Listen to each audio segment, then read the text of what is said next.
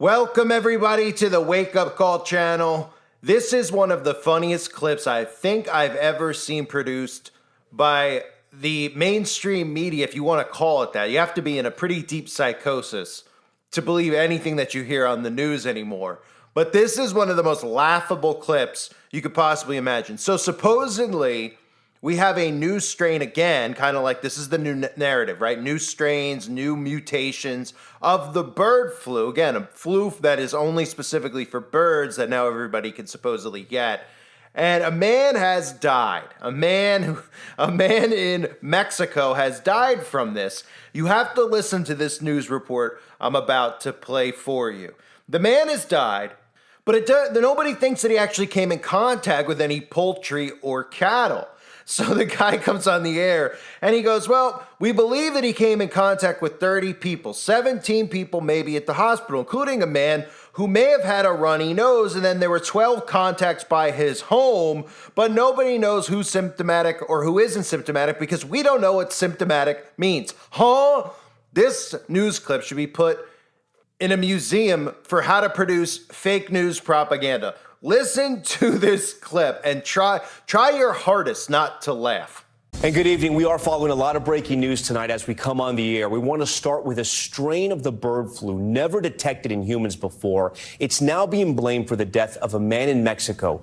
Here's what we know right now. A 59-year-old man died back on April 24th. The World Health Organization says he died after contracting the H5N2 strain of the virus.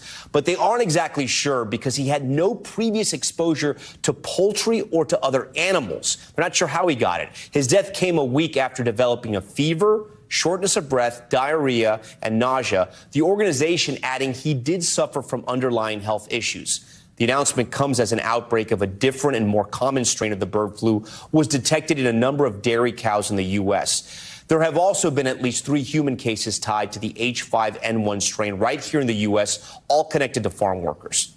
These are the symptoms for the avian flu strain currently circulating around the U.S. It includes fever, sore throat, eye redness, among other symptoms similar to colds. There are a number of questions tonight, including if this new strain has made its way into the U.S. Ahead, we speak with a doctor about the risks. But first, we want to start with NBC News correspondent Sam Brock, who joins us tonight from Miami. So, Sam, talk to us about this case that we know out of Mexico that we're covering tonight.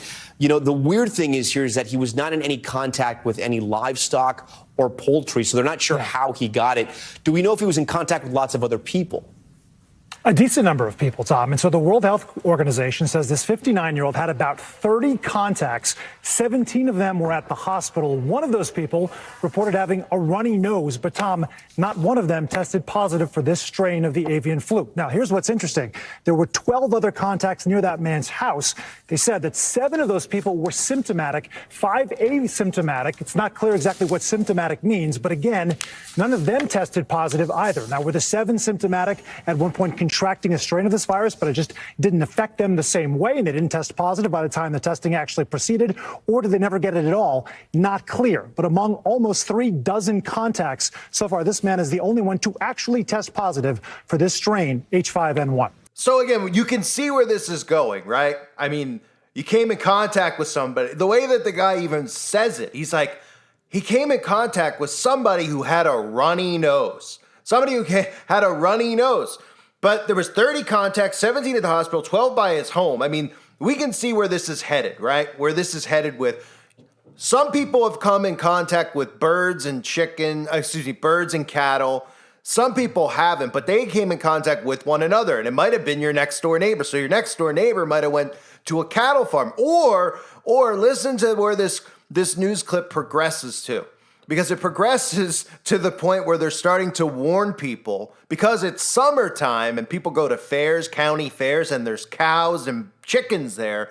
They're already warning people about going to fairs, because if you go to a fair, you might get the bird flu. Now they say, of course, because they don't really want to scare you, but of course that's exactly what they're doing. They tell you, 1, stay away from any raw milk, because again, they don't want you having raw milk. There's this huge wave of people waking up to the pasteurization of milk and how it's not really good for you, and how raw milk is actually good for you. And I talked about that in a previous video with even how the Rothschilds spoke in Parliament, and one of the things they spoke about was making sure that all milk was pasteurized, and this is bad for people's immune systems. And secondly, when they talk in this clip, they're like, well, don't worry about going to a fair.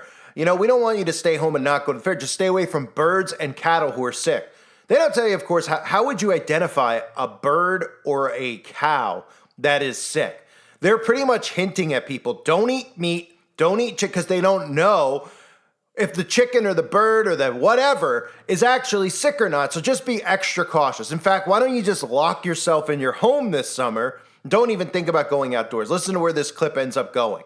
The biggest thing to do is to stay away from sick animals. And we know that this virus could appear in raw milk.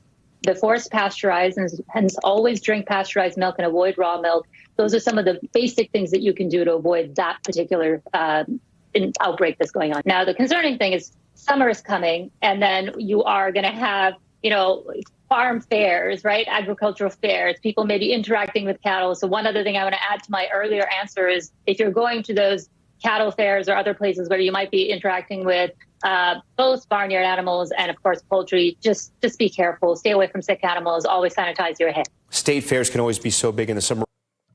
So we can see how that type of psychosis will work on people out there, right? They do this in a way where they don't need to tell you flat out not to go to a fair, but there's so many people out there that'll hear these types of things that they won't even go within 100 yards, not 100 yards, let's just say they won't even go within a mile. They'll probably be driving down the highway and see a farm coming up, put their mask on in their car because they'll be afraid that the cow might fart and they may get the bird flu. I mean, just the fact that we're at the point now with the bird flu where we're talking about human beings dying from the bird flu, the media telling you, well, where's this going? All these mutated strands of it. And there's many people out there that see this and they're actually fearful of the bird flu instead of seeing where this is going with the food supply chain. Instead of seeing where this is going with mandated vaccines on all birds and all cattle, all things that you eat, they're going to get this CRISPR into. So the story with this mysterious man who passed away, who they didn't give his name, just a man in Mexico. I would have to guess his name was George Glass or John Doe. It's one and the same. The story is that a person with prior health complications who had contracted bird flu died in Mexico, and the source of exposure to the virus was unknown, right? So keep that in mind. Unknown. How did he get it? He wasn't near birds, and he wasn't near cattle. I mean, there was even a part of that interview on NBC Nightly News where they start talking about, could you pet a pigeon?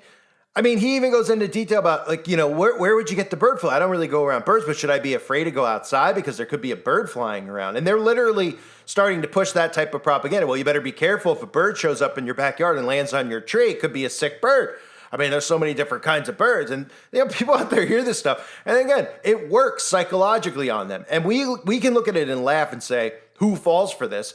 But how many people did you see when you were driving down any road?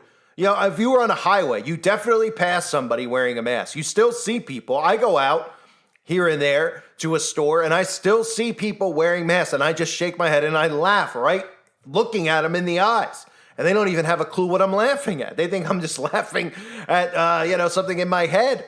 Right? They don't even realize that the joke's on them. So the WHO said the current risk of the virus to the general population is low. Keep that in mind, though, because they're really pushing this more towards getting this into the food supply, getting this into chickens, and chickens will transfer this to the eggs. This is all stuff that we eat. It's another way to get this transmitted into our bodies. So the 59-year-old resident of the state of Mexico had been hospitalized in Mexico City. He died in late April after developing, as you heard, a fever, shortness of breath, diarrhea, nausea, and general discomfort. And of course, as you heard the guy say, came in contact with somebody who had a runny nose. I can't believe it. The way the guy said that with the runny nose, I mean, I was on the ground. Although the source of exposure to the virus in this case is currently unknown, the viruses have been reported in poultry in Mexico. It was the first laboratory-confirmed human case of infection with an influenza virus globally, and the first avian H5 virus reported in a person in Mexico. Scientists said the case is unrelated to the outbreak of H5N1 bird flu in the U.S. that has so far infected 3 dairy farm workers. So the more they condition you with these stories, the more people just accept this narrative that these mutations of these diseases exist, right? Oh, there's a different variant of the bird flu in Mexico than in the U.S. And then there's another mutated version that they've never seen before. And then another and another and another, right? It was amazing when people started accepting all the variants that they were trying to push a couple of years ago, the Delta variant. I mean, remember every month there was a variant that came out, and it started becoming laughable that you saw them actually take their foot off the pedal because they weren't convincing more people to be afraid, right? Well, now they're really just staring right at our food supply and saying, okay, these people who, refuse to get it are obviously people who are going to eat chicken, who are going to eat cattle, and we can transfer it with CRISPR. That's literally what they're trying to do. So Mexico's health ministry also said in a statement, the source of infection has not been identified. The victim had no history of exposure to poultry or other animals, but had multiple underlying medical conditions and had been bedridden for 3 weeks for other reasons prior to the onset of acute symptoms, right? So we're just going to diagnose people with the bird flu. They can't even tell you what symptomatic means. I mean, they flat out tell you, and then it's like, well, they might have been, these people, 12 people were symptomatic, but we don't know what symptomatic even means, right? So in other words, this guy could have had pneumonia for all we know, and then they're telling us that he has the bird flu. It sounds a lot like something that just happened when people had literally runny noses and coughs, what was called the common cold a year prior. Suddenly everybody was being told that it was something else, and then we had 0 cases of the flu. I mean, it's absolutely incredible that we let them get away with this type of stuff. But what's scarier is the fact that people believe it. And, people are going to be in the summer, there's probably going to be signs. Like if you are somebody who goes to a county fair or you go somewhere where there's going to be people around cows or even if a rodeo, something along those lines, there's probably going to be signs up that say stay away from the sick cows. And then again, one of the things that they're going to push is like, hey, these cows are just moving from place to place, so we can't monitor or track where this cow came from because I guess cows just get bought and sold day in and day out. So this cow came from this ranch, it got moved to that ranch. So then every cow in that ranch is all right, the best way to just resolve this is to get every single chicken and cow to get this potion inside of it. And then when the human being eats that meat or that egg, well, then they'll get it too. We just won't tell any of them. So that's the story that's out there. Literally, I mean, you can't make this stuff up. You can't make it up. Share this video with people. I mean, is it just me? Let me know in the comments section. But, breaking news, man dies of bird flu was laughable enough. But where that story started to go with coming in contact with somebody with a runny nose may have been how he got it because he didn't come in contact with the chicken. I mean, 30 contacts here, 17 contacts there. 10 people walked by his home who may have been near a chicken. So, I mean, you could see where this is going with social distancing and why they're going to start using just talking like that, right? Confusion talking, naming how many people came near this guy's home, how many people walked by this guy. Oh, we need to monitor that so we can keep the disease under control. Well, the only way to monitor that is with a carbon footprint or some type of tracking so we could track every movement of every person, like a digital ID, right? And that's where that was going. That's what they were subtly telling you. How would you know? You're in your home right now. 15 people walk by the outside of your home. Would you have a clue? No, you wouldn't have a clue, right? Would you? I mean, if you live in an apartment building, how many people walk by your door? You don't probably know. Okay, well, they want to know. It's important for them to know so that they can protect you from getting a flu for birds and getting a runny nose. And people go, oh, okay, that makes sense. The WHO wants, that pandemic treaty they're talking about, they want to make sure that we're all healthy. Oh, is that what it is? And they want to monitor how many people walk outside your house. That way, then we can monitor the people walked outside your home, and then we could track where they've been every single day for the last month. Oh, and this person went to a dairy farm 3 weeks ago. Oh, okay, now we could track that dairy farm. Now we could track every single person who was at that dairy farm and every place they went and every person they came in contact with. And let's quarantine all of them because quietly while all this has been happening, we've been passing bills and laws that say that the government could come in and quarantine people without any persecution, without any pushback, that you don't have any say in it, right? In a lot of these lib states. Oh, well, it's for the betterment of you. Somebody came outside your door who 3 weeks ago was at a poultry farm in another state, so we're going to put you in a quarantine camp, even though you were inside and never came in. And everyone's just going to go, okay, well, it protects me. Because if that person's out in public, I might be at the grocery store, he might be sick, so I might get sick, and then my head might just explode. That's the point. Giving them control with technology to track and monitor everything, and people are going to think it's for their health benefit. It's unbelievable. I thank everybody for being here. Hope you're all doing well. God bless you as always and your families.